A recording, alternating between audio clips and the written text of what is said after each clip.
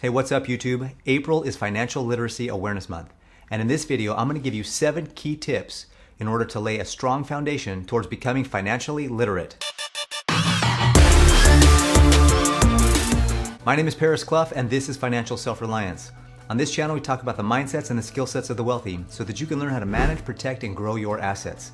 If that sounds like the kind of community and the kind of channel you want to be a part of, go ahead and click like and subscribe so that you don't miss any of the videos that I produce. So Financial Literacy Awareness Month was originally started by the Jumpstart Coalition. And I'll leave a link in the description below so that you can get a little bit more insight into why they started Financial Literacy Awareness Month. It actually first started as Youth Financial Literacy Day, and then it expanded to become Financial Literacy Month.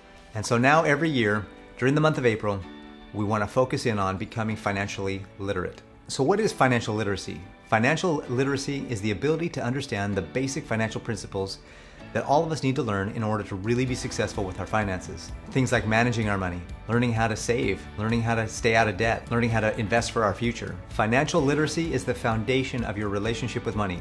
And since this is one of those relationships that's going to probably last your whole life, you might as well start early and you might as well start off on the right foot. 25 years ago, all I knew about money was that it was green and I wanted more of it. I didn't have any idea about all these financial concepts, all these financial strategies. I barely knew how to spell 401k, let alone what it was. So I had to learn on my own everything that I needed to know about money. And I started off by reading a lot of books. So I'd like to share with you a few of the things that I've learned over the last 25 years as a financial professional. One of the things that I learned about money was that it has a lot more to do with our emotions and our habits and behaviors than it does with math. We all know 1 + 1 is 2, but sometimes even if we don't have the money, we'll still buy something and we'll get into financial trouble because of the emotion behind why we want to buy something. And so it's very important to kind of start with the fundamentals, start with the basics. Whenever I sit down with a client for the very first time, I want to make sure I get a chance to get to know them. What motivates them and what moves them forward? So the first tip that I want to share with you is ask yourself this question: what motivates you to make money?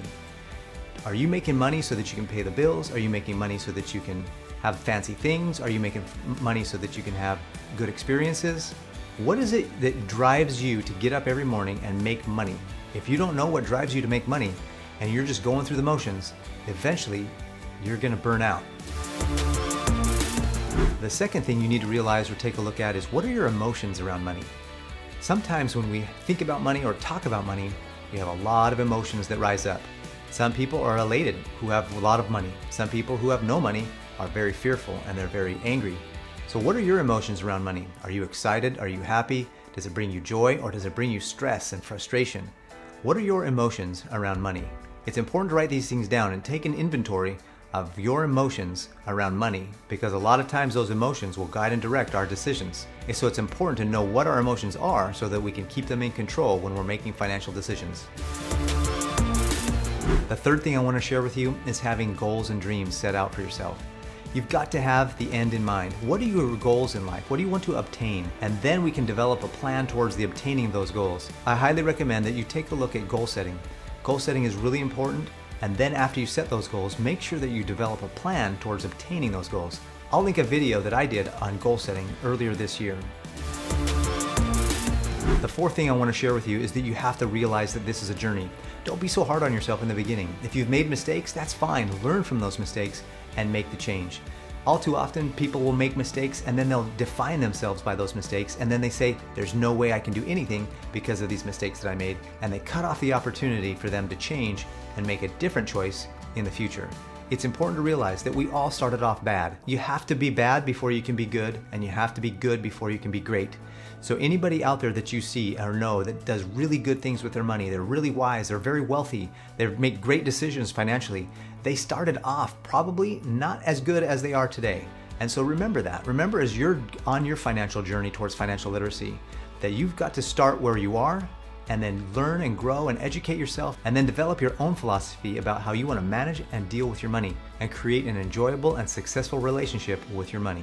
Before I share with you the next 3 tips, I want to remind you that in the description below there are some links to some resources for you. One of those resources is my 30-day challenge.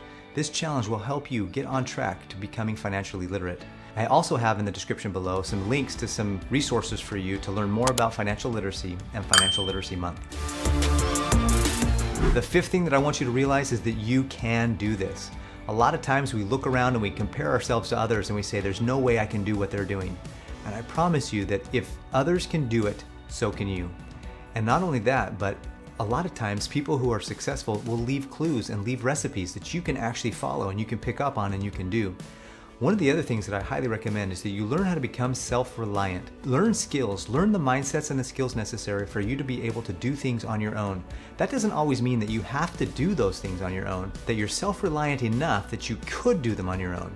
Now, someone who's self-reliant can learn to rely on other people who are also self-reliant, and then together, those people can create a synergistic effect that will actually be a better result than what each person individually could do. But a lot of times people will depend on others, and dependency is not good. Well, unless you're a baby or a toddler, then you need to depend on mom and dad. But if you're an adult, you should be self-reliant enough to be able to handle any situation that life throws at you.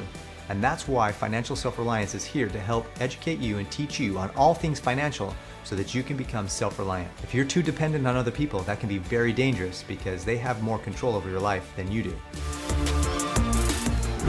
The sixth thing is that you have to have a mindset of abundance. There are two types of people in this world. There are those that are poor and those that are broke.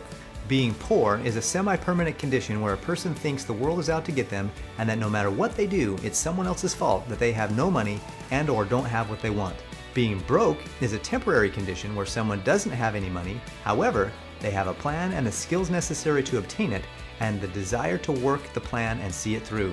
That mentality of abundance, that mentality of we can do it, that mentality of being able to stay strong in the face of adversity is what makes anybody successful in any endeavor in life. And that includes becoming financially self-reliant and wealthy. The final tip I want to share with you is commit to making a difference. Commit to making a change. Commitment is critical. Once you've become aware of all the things that we've talked about in the previous 6 tips, make the commitment to make the change. If you're motivated by the wrong things about money, then make the change. If your emotions are not healthy around money, make the change. If your goals and dreams aren't realistic about money, or you have no goals or dreams about money, and you definitely have no plan to obtain those goals and dreams, make the change. If you're impatient and you want everything now and you can't wait and you can't learn the skills necessary, make the change. If you feel like you can't do this and everyone's out to get you and there's no way that you'll ever obtain any amount of wealth, make the change. If you're a poor mindset, make the change and learn to live from abundance. Commit to being different. Commit to becoming financially literate and financially self-reliant. After all, this is Financial Literacy Awareness Month, so this is the month to do it. Thank you so much for watching. I really hope you have a great day, and I look forward to seeing you on the next video.